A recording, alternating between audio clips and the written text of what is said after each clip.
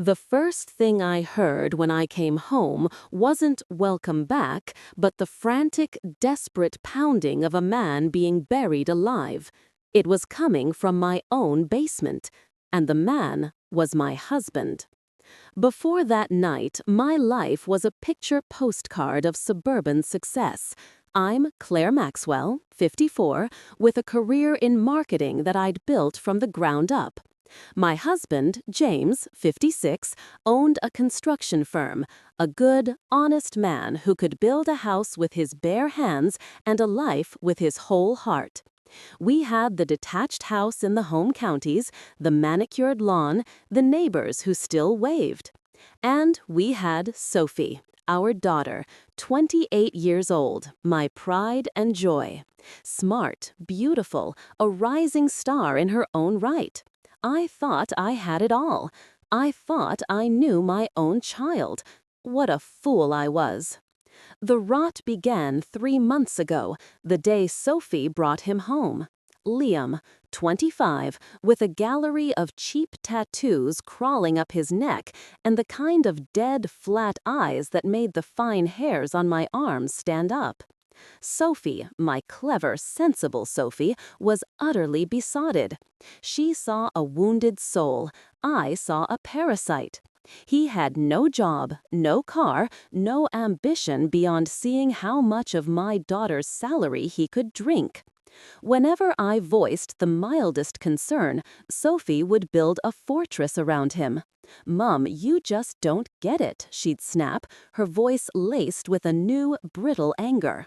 "Liam's had it rough. He just needs someone to believe in him." I believed he needed a P45 and a dose of reality, but I bit my tongue. Arguing with Sophie when she was like this was like trying to reason with a flood. Have you ever had to do that? Watch someone you love fall for someone you know is poison and be completely powerless to stop it. The little warnings, the red flags, started small. James mentioned finding Liam in his home office, rifling through paperwork. Liam's excuse, that he was looking for a pen, was laughable. James's desk drawers were open, business files disturbed. My husband is the least paranoid man I know. If he said something was wrong, it was wrong. Then our neighbors mentioned seeing Liam circling our house at odd hours, peering into windows when Sophie's car was nowhere in sight. It was strange, they said, but they'd assumed he was looking after the place. I stored the comment away, another sliver of ice in my gut. The real change was in Sophie. Suddenly, her father and I were obstacles. Every family meal became a trial, with Liam sitting in sullen silence while Sophie defending his every flaw and attacked our every value. "You just can't stand to see me happy," she'd spit across the dinner table, her face twisted with a resentment I didn't recognize. That look, it's what haunts me now. The look of a stranger. The last normal conversation I had with my daughter was 2 weeks before my business trip. I was heading to Glasgow for a week-long conference. I asked if she and Liam wanted to house sit, keep James company. The look that passed between them was electric, a flicker of something dark and excited, but I was too wrapped up in my presentation notes to decipher it. "Actually, Mum," Sophie had said, her voice unnaturally bright, "Liam and I were thinking this would be the perfect time to surprise Dad with that basement renovation he's always wanted." It was the perfect bait. James had talked for years about converting the dusty space into a proper workshop. It seemed so thoughtful, a peace offering after weeks of tension. I should have known better. My daughter, who once called a handyman to change a light bulb, was suddenly a home improvement enthusiast. But I was so desperate for a return to normality, so relieved, that I ignored the screaming alarm bells. I kissed them goodbye, told James to enjoy his surprise, and flew to Glasgow, utterly oblivious. I was walking out of their lives so they could remove James from his. The conference was a triumph. For one glorious week, I was Claire Maxwell, industry leader, not just a wife and mother. I felt powerful, respected. I called James several times, but every call went straight to voicemail. I left cheerful messages, telling him I missed him, that I couldn't wait to see the basement. Looking back, the silence should have been a siren. In 22 years of marriage, James always answered my calls. My flight home was delayed. Instead of a pleasant afternoon arrival, I was dragging my suitcase through the front door at nearly 3 in the morning. The house was pitch black, silent. I crept upstairs, not wanting to wake James. Our bedroom was empty. The bed was perfectly made, his pillow plump and undisturbed. He hadn't slept there. My first thought was exhaustion. He must have fallen asleep in his new workshop, surrounded by tools and plans. I was actually smiling as I walked back downstairs, picturing it. That's when I heard it. A faint, rhythmic thump, thump, thump. It was coming from beneath my feet, from the basement. The door, usually unlocked, was secured with a heavy-duty padlock I'd never seen before. The pounding grew weaker, more desperate. My blood ran cold. This wasn't the sound of construction. It was the sound of a trapped animal. I grabbed a hammer from the kitchen drawer, my heart hammering against my ribs, and I smashed that lock with a strength born of pure terror. The stench hit me first. Stale air, sweat, and fear. Then my eyes adjusted to the gloom, and I saw him. James was chained to a central support beam. He was wearing the same clothes I'd last seen him in a week ago. His face was a gaunt, gray mask, his lips cracked and bleeding. A bucket in the corner told me everything I needed to know about the conditions they'd kept him in.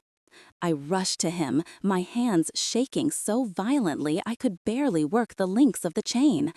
"James, oh God, who did this to you?" His voice was a dry, rasping whisper. "Your daughter," he croaked, "and that boyfriend of hers." My world tilted on its axis. It wasn't possible. Not Sophie. They were going to, he trailed off, his eyes wild. Going to what, James? Going to what? I finally freed one of his wrists.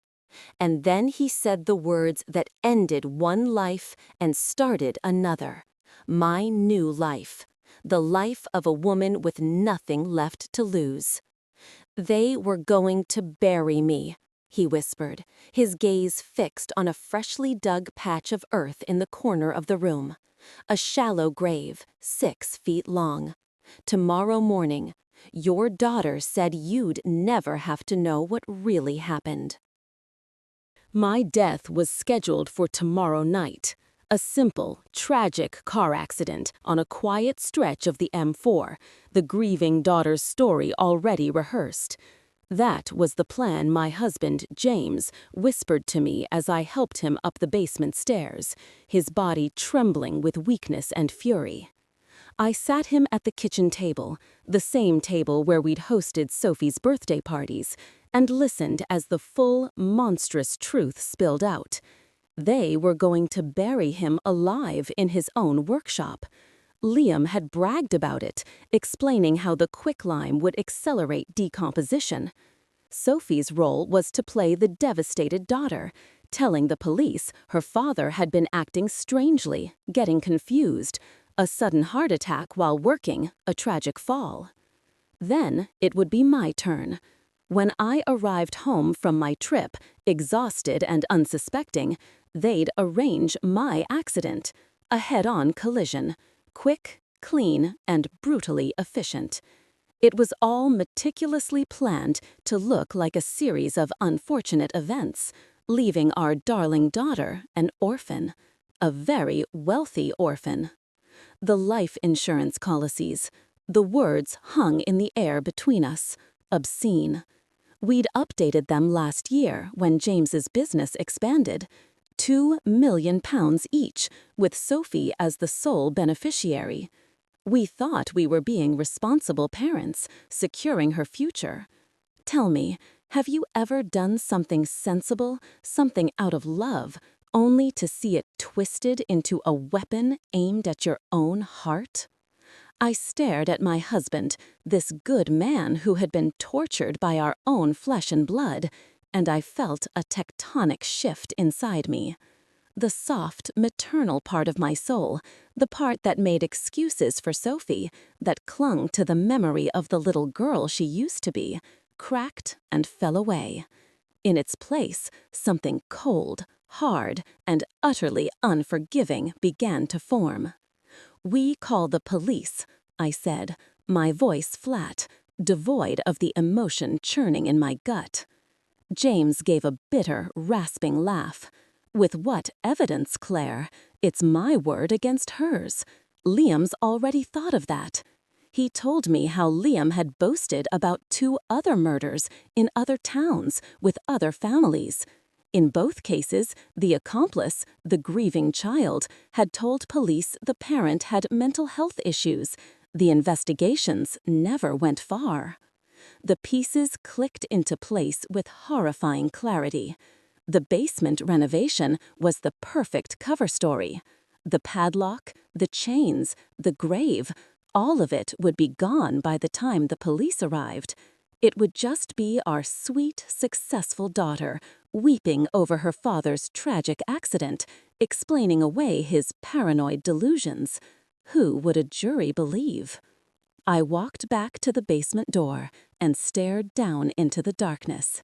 The freshly dug earth, the neatly stacked bags of lime, the heavy tarps folded on a new workbench. It was a killer's kit, laid out with the methodical precision of a tradesman. We had maybe 18 hours. 18 hours before they realized I was home early, before they returned to finish the job and scrub the scene clean. What would you have done in my position? Call the authorities with a fantastical story that your own daughter would calmly, tearfully deny? Or would you understand, as I did in that moment, that the system couldn't save you? "He keeps a notebook," James said, his voice gaining a sliver of strength. "Liam, he writes everything down, like it's a business plan. He was showing it to Sophie yesterday, bragging about how organized he was." My head snapped up. Where? His flat, across town. James grabbed my arm, his grip surprisingly firm. "But Claire, we can't just go there. If they catch us." If they caught us. The thought barely registered. Fear was a luxury I could no longer afford.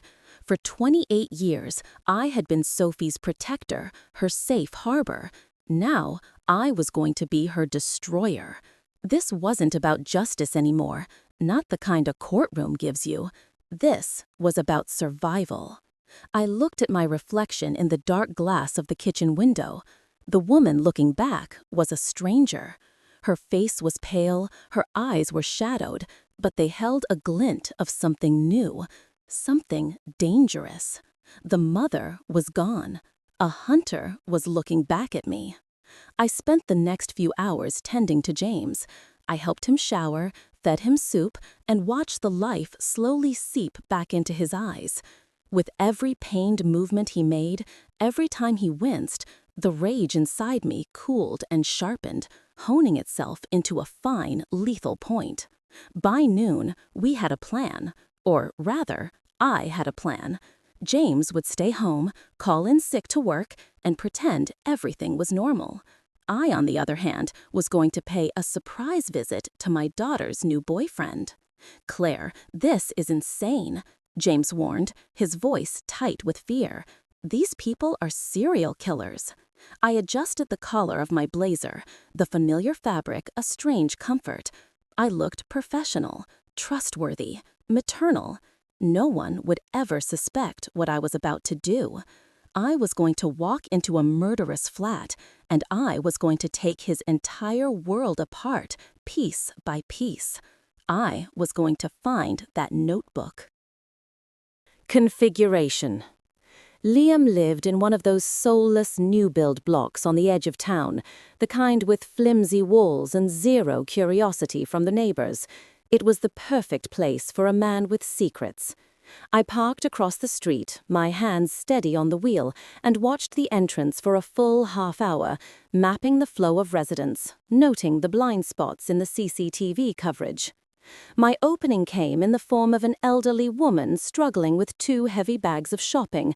I was out of the car in a flash, all warm smiles and neighborly concern. She thanked me profusely, holding the main door open. As we waited for the lift, she asked if I was visiting someone. My daughter, I lied, the word tasting like ash in my mouth. She's been a bit under the weather. I thought I'd bring her some soup. The lie came so easily, it scared me. Tell me, have you ever surprised yourself with what you're capable of when everything is on the line? His flat was 3B. I waited until the corridor was empty, then knocked softly, playing the part of the concerned mother. "Sophie, darling, it's Mum. I got home early from Glasgow and wanted to check on you." Silence. I tried the handle, not expecting it to work. It turned. The sheer arrogance of it, to be planning a double murder and not even bother to lock your door. I slipped inside, the click of the latch behind me sounding like the closing of a tomb. The place was sparse, temporary. It had the transient feel of a man ready to vanish at a moment's notice. But my eyes were drawn to the coffee table. There they were, 3 spiral-bound notebooks, stacked neatly. Each was labeled with a name and a year: Patricia Jones, 2019, Robert Taylor, 2021, James Maxwell, 2023. My breath caught in my throat. My hands shook as I opened the notebook with my husband's name on it. It was a ledger of death, page after page of meticulous handwritten twans. Sophie's work schedule, James's daily routines, the best times to access our house undetected. There were floor plans of our basement with a crudely drawn X marking the spot for the grave. But it was the other 2 notebooks that turned my blood to ice. Patricia Jones, a 62-year-old widow from Bristol, reported missing by her stepdaughter. Robert Taylor, a divorced father of 2 from Leeds, whose son claimed he'd run off with a new girlfriend. Liam had kept everything: timelines of the murders, photos of the victims, even newspaper clippings about the police investigations that went nowhere. It was a serial killer's trophy cabinet, and in each notebook there were photos of different young women, different daughters who had helped him murder their own parents. My carefully constructed composure shattered.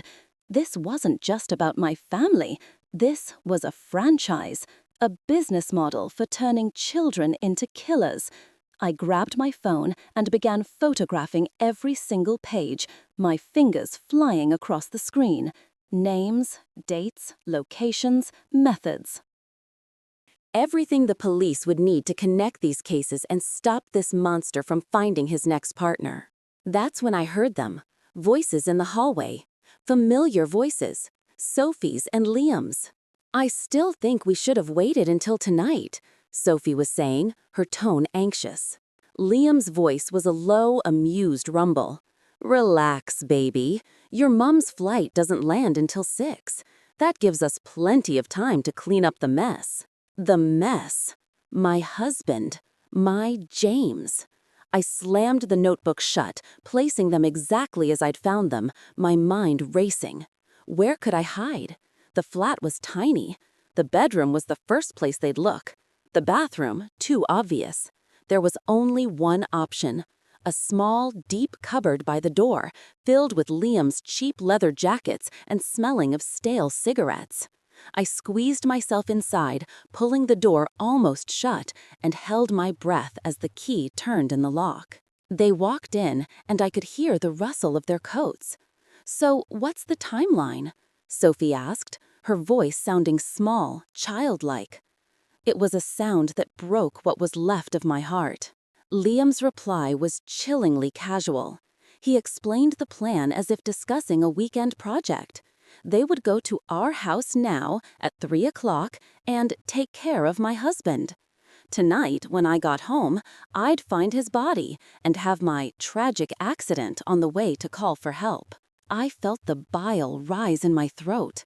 They were talking about slaughtering my family as if they were planning a trip to Tesco. And then, I heard Sophie whisper. Liam's laugh was the ugliest sound I had ever heard. Then, we wait for the insurance money and plan our next move. I'm thinking somewhere warm this time. Florida, maybe. Lots of lonely widows in Florida. I pressed my hand over my mouth, stifling a sob. They were already scouting their next victim. My daughter was helping him plan it. I can't believe I'm actually doing this, Sophie murmured, a flicker of doubt in her voice. Liam's tone turned sharp, predatory. Having second thoughts? He reminded her of how James never believed in her, how I treated her like a child, how we were standing between her and the life she deserved. Every word was a venomous lie, twisting years of parental love into a cage of control. And my daughter, my poor broken daughter, drank it all in. Okay, Liam said, his voice brisk now. Time to go finish this. You ready? I'm ready. I waited, my body rigid, until I heard the flat door close and the sound of their footsteps fading down the corridor. I stumbled out of the cupboard, gasping for air, the evidence burning a hole in my phone. I grabbed it and ran, my mind a maelstrom of terror and rage.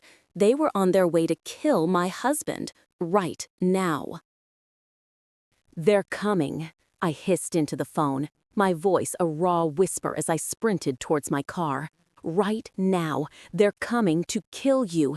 Get out of the house, James. Go anywhere, just get out. What about the evidence? He asked, his voice strained. The notebooks? I have photos, I gasped, fumbling with my keys, my hands shaking uncontrollably. Dozens of them. We have everything we need. But as I screeched out of the parking space, a cold dread washed over me. I was wrong. We had nothing. What did we really have? Photographs of notebooks that could be dismissed as fiction, that could disappear in a heartbeat. We had James's testimony, the rambling, traumatized account of a man held captive by his own daughter. We had my word that I'd seen a shallow grave in our basement. All of it could be explained away, twisted by a clever solicitor, into the delusions of a man suffering a breakdown. Against that, they had Sophie, my beautiful, articulate, successful daughter. She would cry real tears. She would tell a convincing story of a father who had become unstable, of her desperate attempts to get him help. And everyone would believe her. The system wouldn't save us. It would bury us. My mind raced as I tore through the suburban streets, ignoring red lights, praying I wouldn't get stopped. I needed someone who would listen, someone who knew me. I dialed the number of an old school friend, Detective Inspector Sarah Jennings. Sarah, you need to meet me at my house, right now. It's a matter of life and death. I could hear the cautious professionalism in her voice. Claire, what's wrong? My daughter is trying to murder her father and me, I said, the words sounding insane even to my own ears. I have evidence, but you need to see it now, before they destroy it. There was a long pause. I could picture her on the other end, wondering if I'd finally lost my mind. Have you ever tried to tell someone an unbelievable truth and seen the doubt in their eyes? It's a uniquely chilling experience. Sarah, please, I begged, my voice cracking. I know how this sounds. Just meet me there. If I'm wrong, you can arrest me yourself. But if I'm right and you don't come, James will be dead. Something in my tone must have cut through her skepticism. I'm 10 minutes away, she said. I pulled into my driveway at the exact moment Liam's battered Ford Focus was pulling out. Through the windscreen, I saw Sophie's face, pale but set with a grim determination. When she saw me, her eyes widened in pure animal panic. Liam slammed his foot on the accelerator, the car screaming out of the neighborhood. They were running, which meant they'd already been inside. I found James in the kitchen, alive, but pressing a blood-soaked tea towel to his forearm.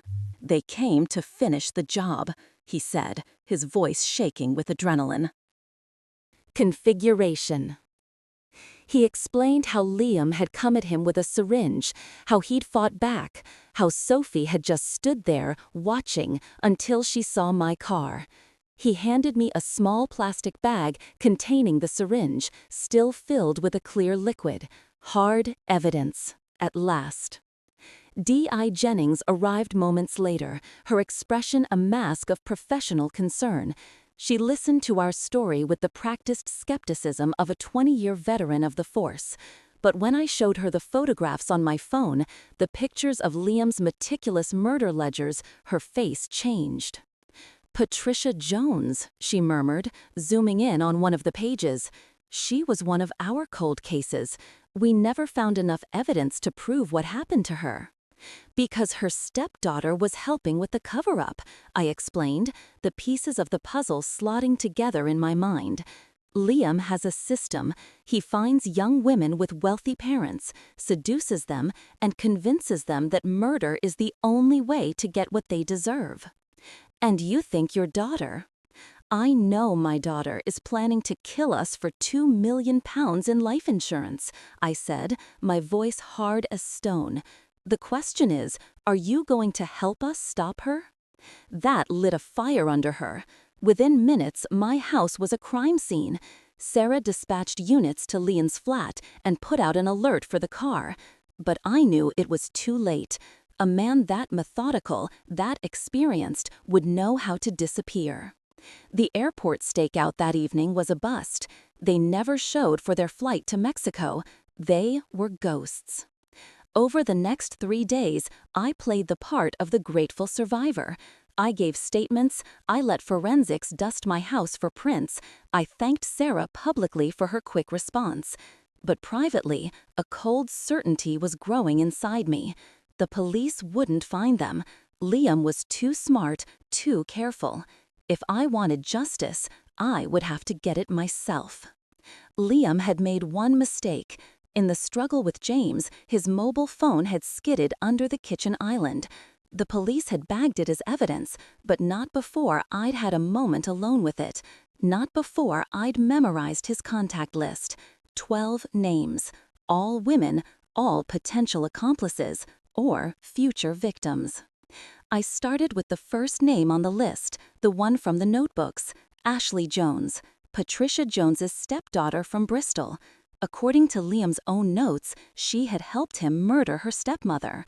If Liam was a creature of habit, he'd still be in contact. I found her number online and dialed, my heart a cold, heavy stone in my chest. She answered on the 3rd ring. "Ashley," I said, my voice calm and even. "My name is Claire Maxwell. I think you and I need to have a talk." There was a long, humming silence on the other end of the line. I could picture her, Ashley Jones, frozen in her home in Bristol, a ghost from her past calling her to account. "I don't know who that is," she finally said, her voice a thin, reedy whisper. "Oh, I think you do," I replied, keeping my tone level, conversational. "I'm James Maxwell's wife. The man your boyfriend Liam tried to murder 3 days ago." The silence stretched so long this time I thought she'd hung up. Then, barely audible, she said, "He told me you were dead." A chill snaked down my spine. He was already spinning the story, tidying up the loose ends. "Well, I'm not," I said, "and unless you want to spend the rest of your life in a prison cell next to him, I suggest we meet." 2 hours later, I was sitting opposite her in a soulless Costa coffee just off the M5. She was exactly what I'd expected Liam to go for. Young, pretty, with a bruised, fragile quality that screamed vulnerable. Her hands trembled as she lifted her cup, her eyes darting around the room as if expecting him to materialize from the shadows. "He said you and your husband died in a car crash," she stammered, not meeting my gaze. "He said Sophie was devastated but handling it." "Liam lies, Ashley," I said gently. "He lied to you about your stepmother, didn't he?" Her face crumpled, the carefully constructed composure dissolving into raw grief and shame. She told me how Patricia had tried so hard to be a good stepmother, how Liam had twisted her every kindness into an act of manipulation, convincing Ashley she was trying to steal her inheritance. It was my own story, echoed back at me from another life he had destroyed. "Where is he now?" I asked, my voice hardening. "I don't know," she whispered, shaking her head. "He called 2 days ago, asking for money. Said he and Sophie were in trouble and needed to disappear. I told him I couldn't help him anymore." Smart girl, but I knew men like Liam didn't just let go. "He'll be back, Ashley," I said, leaning forward, forcing her to look at me. "Maybe not today, but eventually, and when he calls, you need to phone me." I slid a card across the table with my number and D.I. Jennings's direct line. "He'll kill me if he finds out I talk to you," she breathed, her eyes wide with terror. "He'll kill you anyway," I said, the words hanging between us, cold and brutal. The drive back to Surrey was a blur. I felt like I was moving through a nightmare, hunting a monster who was always one step ahead. Liam wasn't just a killer, he was the architect of a sprawling network of betrayal. He was wounded now, low on funds, which made him desperate. And desperation, I knew, made predators sloppy. I walked into my house to find James pacing the living room, his face etched with a mixture of hope and fear.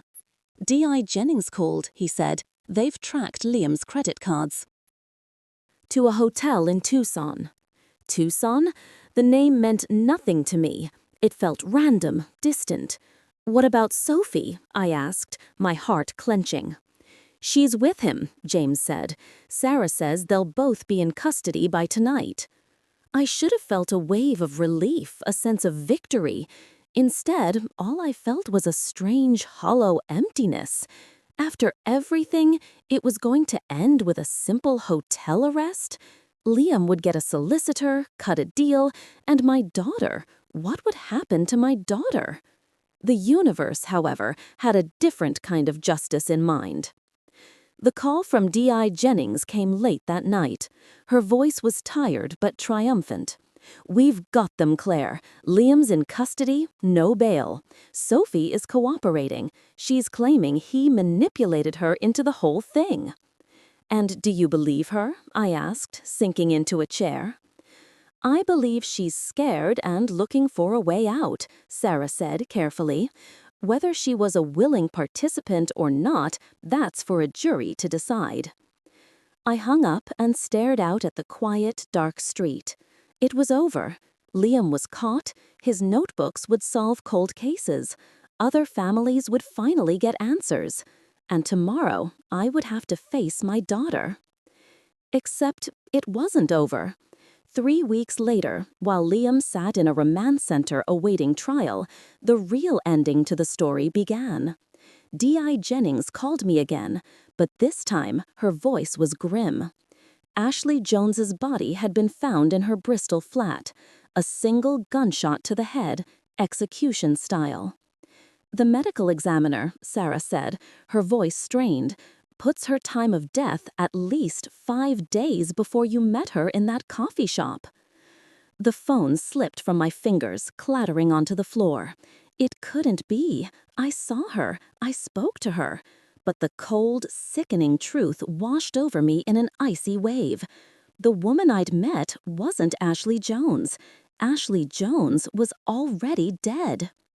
I had been talking to an imposter, someone from Liam's network, someone who now knew exactly who I was, what I had discovered, and just how much of a threat I was to their entire operation. I hadn't been hunting them. All this time, they had been hunting me. "Sarah, we have a problem." The words came out in a croak, my throat tight with a new, more profound kind of fear. It was 2 in the morning, but the implications of what she'd just told me were exploding in my mind like flashbangs. Ashley Jones is dead, has been for over a week. The woman I met wasn't Ashley. The silence on the other end of the line was heavy. I could feel D.I. Jennings processing it, the cogs of her police brain turning, connecting the dots. "Are you sure?" she asked, her voice sharp, all business now. "Bristol police found her body in her flat," I said, my own voice shaking. "The medical examiner says she died last Tuesday. I met with Ashley on Friday." "Christ," Sarah breathed. The single word contained a universe of dread. It meant Liam wasn't a lone wolf. It meant his organization was bigger, more sophisticated than we'd ever imagined. And it meant they knew I was digging.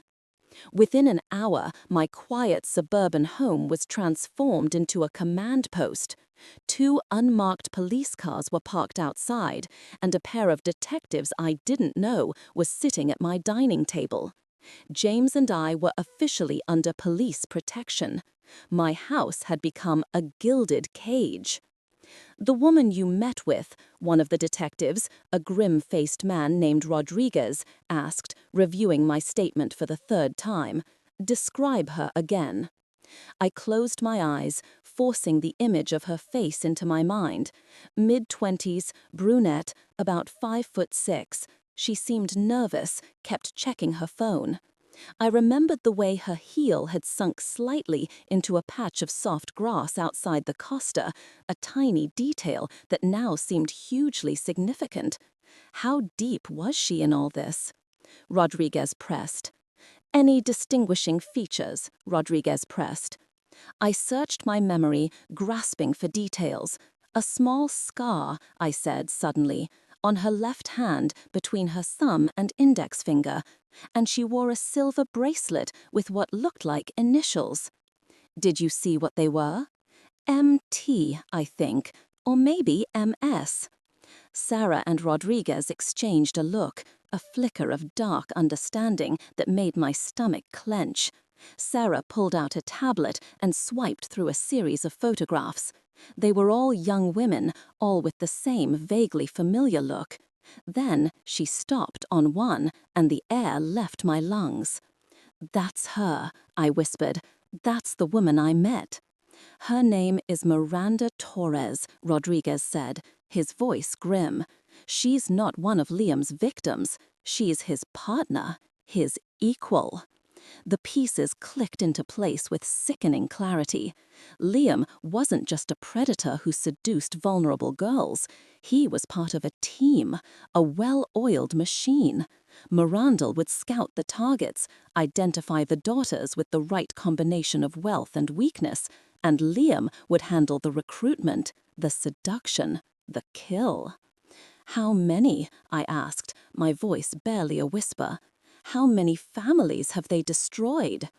"We're still connecting the dots," Sarah said, her expression bleak. "But we think at least 15 families, across 7 counties. 15 families. That made Miranda Torres more dangerous than Liam. She was the one who never got her hands dirty, the ghost in the machine. While Liam took the risks, she stayed in the shadows, pulling the strings.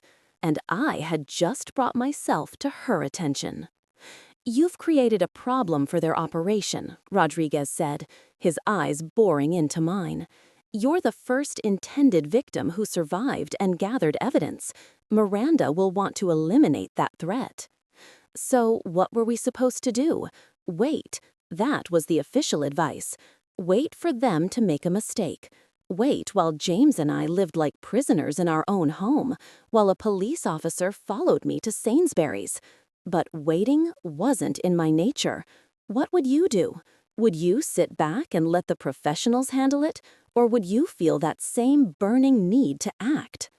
While James went back to work with a discreet police escort, and I pretended to read novels on the sofa, I was planning.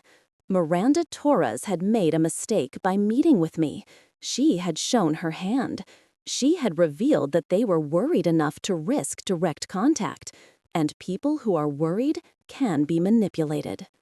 I went back to Liam's contact list, the one I'd photographed from his phone. If Miranda was his partner, she'd be using the same network. I started calling the numbers one by one, a cold knot of determination in my stomach. I told them I was a social worker, following up on family welfare cases. Most calls were dead ends, but then I got a hit.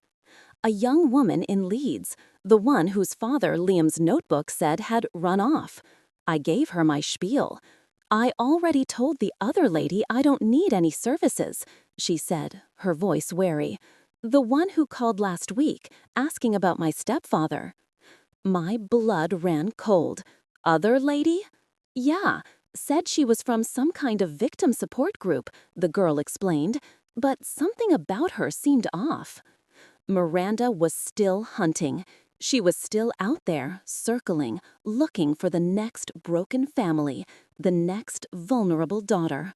I felt a surge of pure, unadulterated rage. This wasn't going to end with me hiding behind a police guard. This was going to end when I make it end. The knowledge that Miranda was still actively recruiting, still circling vulnerable families like a shark, changed everything.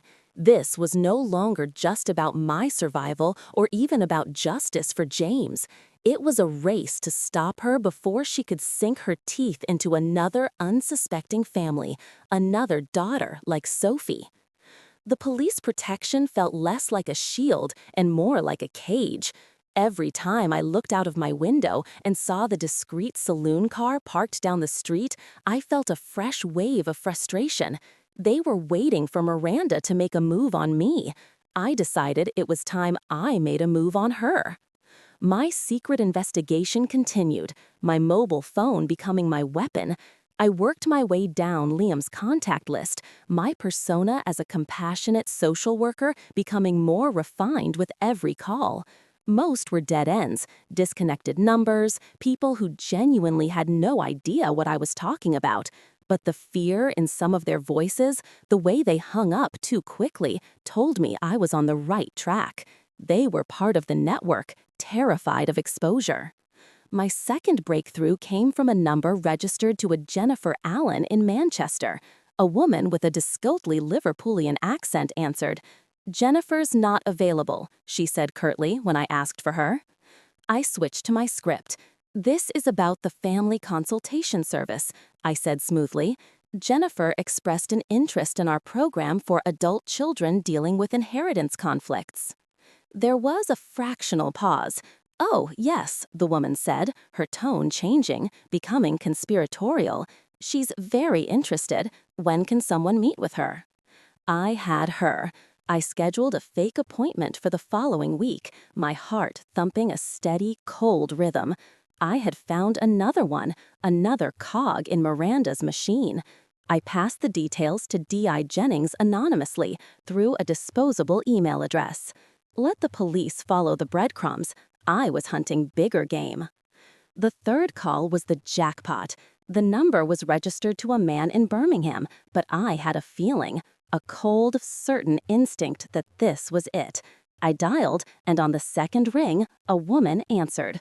Her voice was calm, collected, and utterly familiar. It was the voice from the coffee shop. It was Miranda. For a moment, I froze. My carefully prepared script, my social worker persona, it all evaporated. What do you say when you finally get the devil on the line? Do you scream? Do you threaten? No. I remembered the woman I had become, the cold, calculating hunter, and I used the one weapon she would never expect, my own name. "Hello," I said, my voice sweet as poison. "This is Claire Maxwell. I believe we met in Bristol last week to discuss Ashley Jones's situation." The silence that followed was absolute. It was so profound I thought the call had dropped. I could picture her on the other end, her cool facade cracking, her mind racing as she tried to understand how I had found her. When she finally spoke, her voice was pure ice. "Mrs. Maxwell," she said, the name a loaded weapon. "I was wondering when I'd hear from you again." I'm sure you were, I replied, a strange, exhilarating calm settling over me. Now let's stop playing games, shall we? Let's talk about what you really want. I could almost hear her smile down the phone. What I want, she said, her voice dropping to a low, menacing purr, is for you to stop interfering in things you don't understand. Oh, I understand perfectly, I countered, pacing my living room, the police guard outside completely oblivious to the war I was waging. You and Liam have been murdering parents for their money. You recruit their own children to help. And now you're worried that I'm going to burn your entire pathetic little club to the ground? Her tone didn't waver. You have no idea what you're dealing with. Then why don't you explain it to me? I challenged, face to face. No more hiding behind dead women's identities. Another long, calculating pause. I had thrown down the gauntlet. I was calling her out, appealing to the one thing I knew a narcissist like her couldn't resist, her own ego. You want to meet? She finally asked, a note of disbelief in her voice. I want to end this, I said, my voice hard as diamonds. She named the time and place. Tomorrow, 2 o'clock, a derelict warehouse district on the east side of the city. Come alone, she warned, the threat hanging heavy in the air. And if you don't, I know, I cut in. My husband dies, my neighbors die. You'll make it messy. This ends tomorrow, Mrs. Maxwell, she said, her voice a final, chilling promise. She hung up. I stood in the silent house, the phone still pressed to my ear, my heart racing. I had just arranged a meeting with a serial killer, a woman who had ordered the deaths of at least 15 people. But I had also just given her exactly what she wanted, a chance to eliminate the problem. The question was, did she have any idea that I was giving her the opportunity to walk straight into my trap? I didn't tell James about the meeting. I didn't tell D.I. Jennings. I didn't tell a single soul. What I was planning wasn't exactly legal, and it certainly wasn't sanctioned. It was a private war, and I was going to finish it on my own terms. The justice system would give Miranda Torres a solicitor, appeals, a plea deal. She'd trade a few names for a reduced sentence, serve 20 years, and be out in her 40s, ready to start again. That wasn't justice. It was a pause. I wasn't interested in a pause. I wanted a full stop.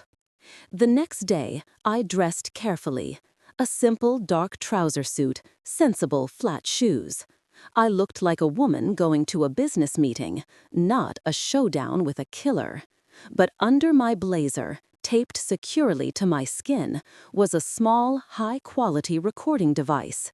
I'd bought it from a private investigator in the city center, a gray little man in a gray little office who asked no questions.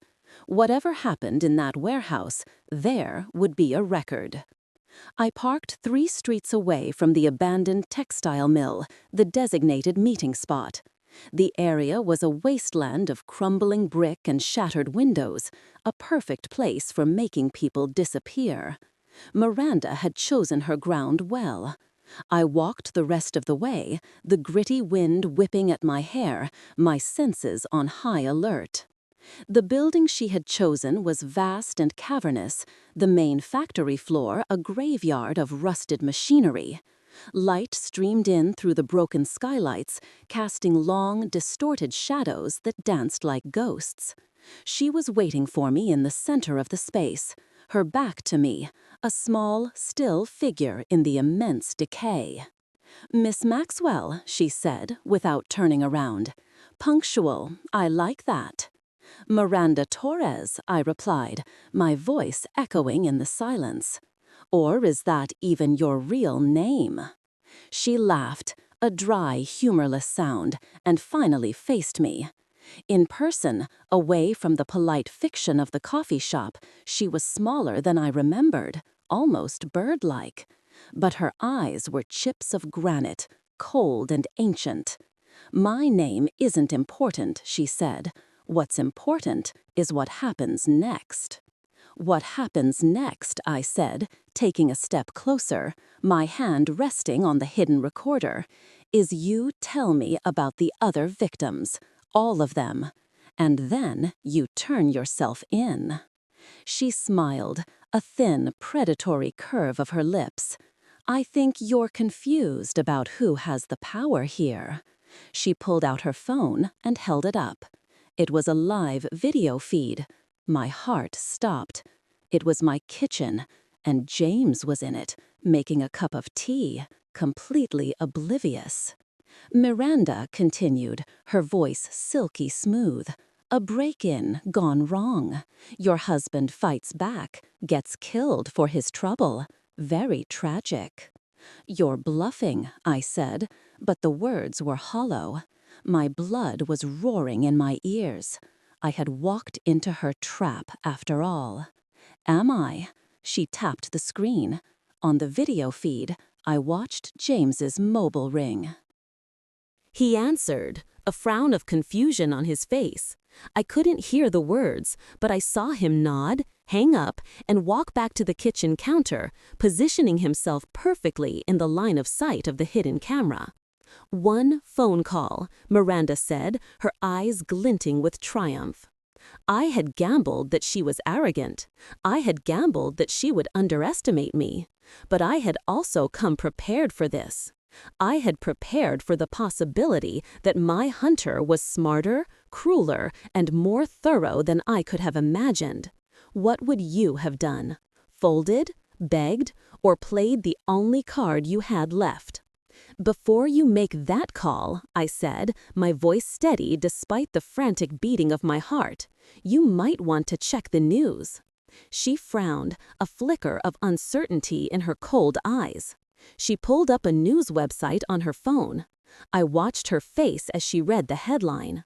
I watched the color drain from her cheeks, the confident smirk dissolved into a mask of pure disbelief. Serial killer network exposed. Leaked documents link local murder attempt to cold cases nationwide. I didn't wait for our meeting to release the evidence, I explained, my voice ringing with a power I didn't know I possessed. This morning's national papers have a full exposé on Liam's little club.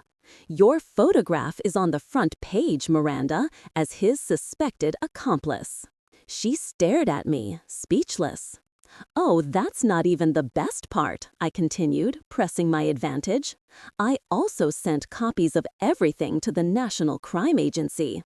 Turns out murdering people for their life insurance policies is a rather serious offense. Even if you killed James right now, you'd never collect a penny without triggering a national investigation. Her confident facade was crumbling, shattering like the glass in the windows around us. She was trapped. Her face was public, her network exposed.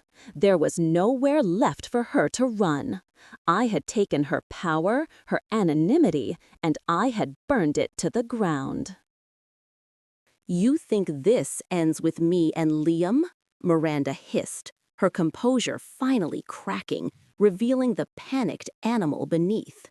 We're part of something much bigger than you can possibly imagine. I'm counting on it, I said, my voice cold and even.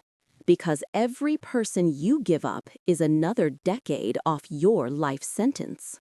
There won't be a conviction, she spat, her eyes darting towards the exits. I'll be long gone before... Where will you go, Miranda? I cut her off, taking another step forward, pressing her. Your face is on the BBC News app. Your name is being flagged at every airport, every port, every train station in the country. There is no gone. She stared at me, her mind visibly calculating the rapidly dwindling options. Run and spend the rest of her life looking over her shoulder. Fight and die in a shootout with the armed police who were, I had no doubt, already on their way. Or there was a third option, the one I was offering her. "Help me," I said, changing tactics. "Help me find the other victims. Give me the names, the locations, everything you know about the families Liam targeted. In exchange, I'll tell the prosecutors you cooperated." She looked at me, a strange, unreadable expression on her face. "Why would you do that?" she asked, her voice a whisper. "Because 15 families deserve to know what happened to their loved ones. And because you're more useful to them alive than dead." She was silent for a long moment, the only sound the mournful whistle of the wind through the broken panes of glass. Then she did something I never expected. She pulled out her phone again, but instead of calling her accomplice, the man watching my husband, she dialed 999. "My name is Miranda Torres," she said, her voice clear and steady. "I'm wanted in connection with multiple murders. I'm ready to surrender." She paused, then added a condition that made no sense. "But I'll only speak to Detective Chief Inspector Sarah Chen, and I want full immunity in exchange for everything I know about the organization." She looked at me, a grim, knowing smile playing on her lips. "DC Chen?" she said, as if sharing a private joke. "Liam's first victim, Patricia Jones? That was her aunt. She's been hunting us for 4 years." The pieces clicked into place with a dizzying finality. This wasn't just about a criminal network. This was personal. Liam hadn't just killed a random widow. He had killed a senior police officer's relative. And Miranda had just handed herself over to the one person in the country who wanted her behind bars more than anyone.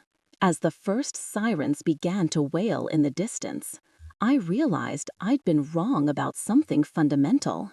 Miranda Torres wasn't just Liam's partner. She wasn't just a killer. She was something else entirely. And I had just walked into the middle of a war I knew nothing about. The police swarmed the building, armed officers in black tactical gear sweeping through the decaying factory floor. But they didn't rush Miranda. They didn't force her to the ground. Instead, a woman in a sharp suit, her face a mask of controlled intensity, approached her, DCI Chen. Miranda held up her hands, and in one of them she was holding not a weapon, but a warrant card.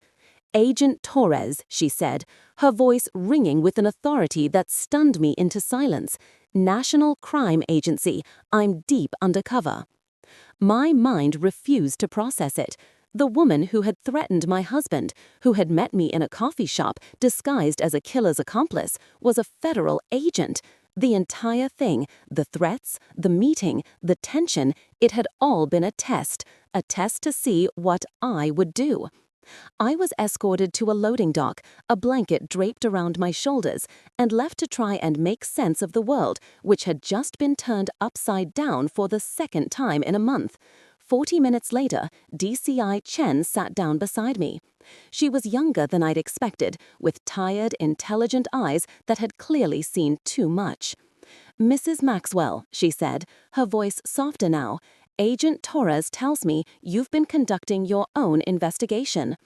"I was trying to save my family," I replied, my voice hoarse. "I understand," she said, "and you did incredible work. The photographs you took of those notebooks gave us the crucial evidence we've been missing for years." Evidence of what? I thought she was talking about Liam, but she was talking about something infinitely bigger. She pulled out a tablet and showed me a complex organizational chart. At the top, in bold letters, were 2 words that made my blood run cold: the Inheritance Club. It wasn't just Liam and Miranda. It was a network of at least 30 people spread across the country. Liam was just a branch manager, a regional recruiter. The chart showed dozens of names, connections, a web of death and greed that was staggering in its scope. And I, a marketing executive from Surrey, had just blown the whole thing wide open. The Inheritance Club. DCI Chen explained that they were a murder-for-hire syndicate specializing in a unique, insidious crime. They didn't just kill the wealthy, they recruited the victim's own children to do it for them, providing the expertise, the cover stories, and the psychological manipulation needed to turn love into lethal greed. Their research was meticulous. They profiled families, searching for financial records, studying psychological reports, looking for the precise fault lines of debt and resentment. By the time a recruiter like Liam approached a target, a daughter like Sophie, they knew exactly which buttons to push. "How many people have they killed?" I asked, my voice numb. "We've confirmed 87 murders over the past 8 years, Agent Shen said, her face grim. But we think the real number is closer to 150. The scale of it was unimaginable, a silent epidemic of patricide and matricide orchestrated for profit. And my daughter had been their latest project. Chen explained how they had been watching our family for a year, mapping our routines, assessing James's business, noting the value of our insurance policies. Sophie's student loans and credit card debt had made her the perfect target. It was never about love. Liam had never cared for her.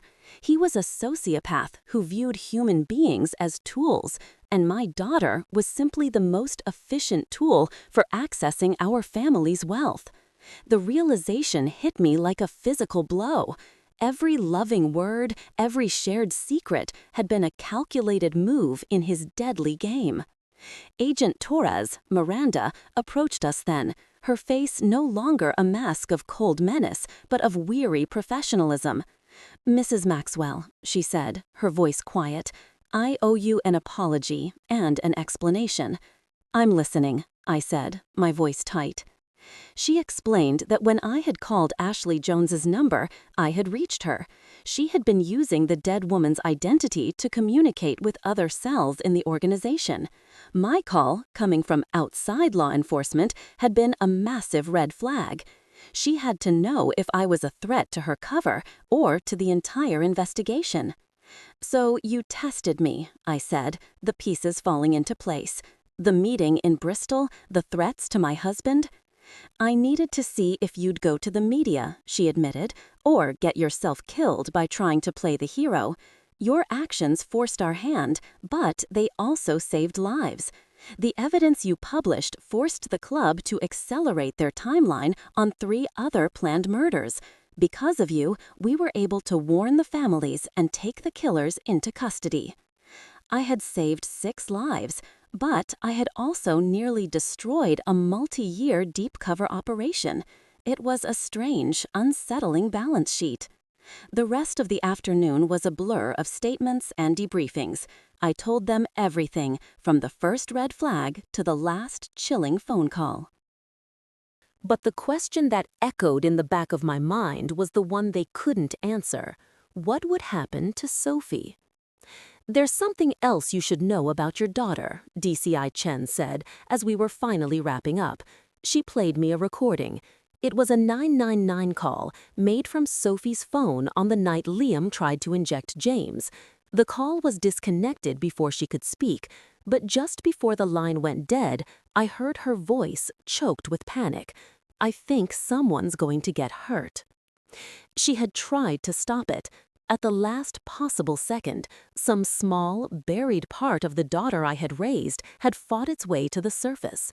Liam's manipulation was powerful, but it wasn't absolute. For the first time in weeks, when I thought of Sophie, I felt something other than pure, unadulterated rage. It was a flicker of something I had thought was gone forever: hope. 3 days later, I sat in a sterile, gray conference room at the remand center, waiting to see my daughter for the first time since she had helped chain her father in our basement. My hands were steady, but my heart was a frantic bird beating against my ribs. When they brought her in, I barely recognized her. She was a ghost, her face pale and gaunt, her eyes hollowed out by what she had seen, by what she had done. The moment she saw me, she broke. A raw, guttural sob tore from her throat, and she collapsed into her chair, her body shaking with the force of her grief. "Mom," she wept, "I'm so sorry. I'm so, so sorry." I wanted to stay angry. Part of me, the part that had held James's hand as he trembled in the dark, wanted to make her suffer. But looking at the broken young woman in front of me, all I could see was my little girl, the one who used to crawl into our bed during thunderstorms. "Tell me what happened, Sophie," I said, my voice softer than I intended. "Tell me all of it." And she did. Through a torrent of tears, she told me about Liam's gradual, insidious poison, how he'd validated her frustrations about money, about feeling disrespected, how he'd slowly, skillfully turned her love for us into a weapon against us. "He said you were the enemy," she whispered, her voice cracking. "And the murder plan, he promised no one would suffer. He said Dad would just go to sleep." "But you knew what you were doing, Sophie," I said, my voice firm. "I know," she cried, "but I was so scared of him by then. He'd started getting violent. He hit me." He hit her? The protective fury that rose in me was so fierce it almost choked me. He had not only twisted her mind, he had broken her body. She was trapped, she explained, until that final moment when she saw the syringe in his hand. That was the moment the real world had come crashing back in. We sat in silence for a long time. Then she asked the question I had been dreading. "Do you think you can ever forgive me?" What could I say? "What would you say to the child who tried to have you killed? The truth was the only thing I had left." "I don't know, Sophie," I answered honestly. "I just don't know." I don't know what I wanted to happen to my daughter. Part of me, the primal, wounded part, wanted her to pay, to feel a fraction of the terror she and Liam had inflicted on her father. But another part, the mother that refused to die, simply wanted her back. In the end, the decision wasn't mine to make. The Crown Prosecution Service offered her a deal. Liam, facing a mountain of evidence from my photographs and Agent Torres's investigation, pleaded guilty to multiple counts of murder and conspiracy in exchange for life in prison without the possibility of parole. Sophie, in turn, would plead guilty to conspiracy and fraud, testify against the entire Inheritance Club network, and complete a mandatory psychological rehabilitation program. With our support for leniency, she could be out in 3 to 5 years. James and I discussed it late one night, sitting in the quiet darkness of our living room. "How do you feel about it?" I asked him, watching the shadows play across his face. He was quiet for a long time, turning his wedding ring over and over on his finger. He said, finally, his voice thick with an emotion I couldn't quite name, like our daughter was a victim too, a victim who almost became a killer, but still a victim.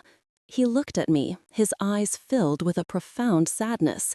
If she's willing to get help, truly willing, maybe we can find our way back. Have you ever had to make a choice like that? To offer a hand to the very person who held the knife? It's a decision that rewrites the meaning of love itself. The months that followed were a slow, grueling process of rebuilding.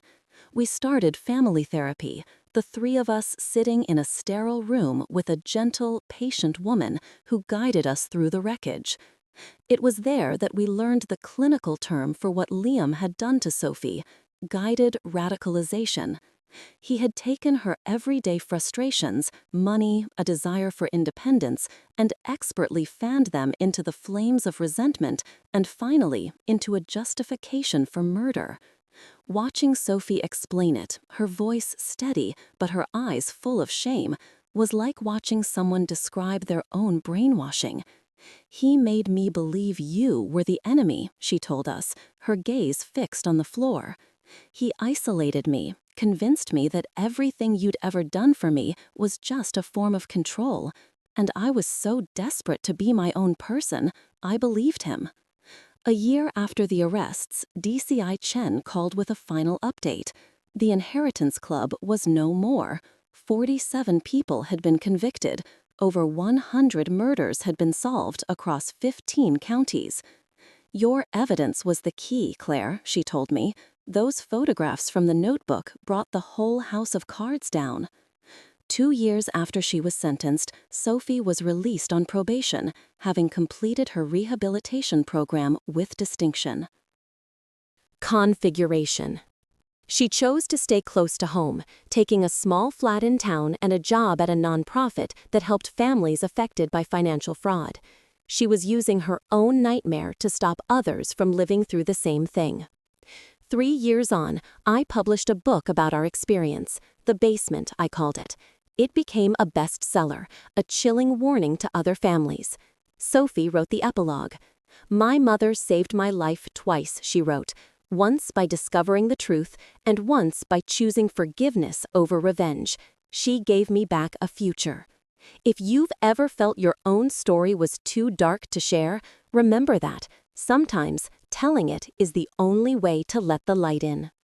Liam died in prison 18 months after his sentencing, stabbed by another inmate whose own family had been destroyed by a similar scheme.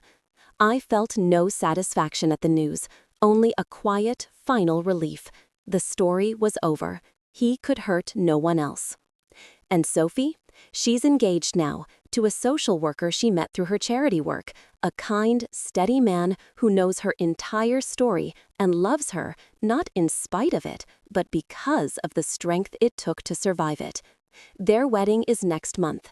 James will walk her down the aisle, and I will cry through the entire ceremony. But they will be tears of joy this time. Tears for a family that stared into the abyss and refused to let it swallow us whole.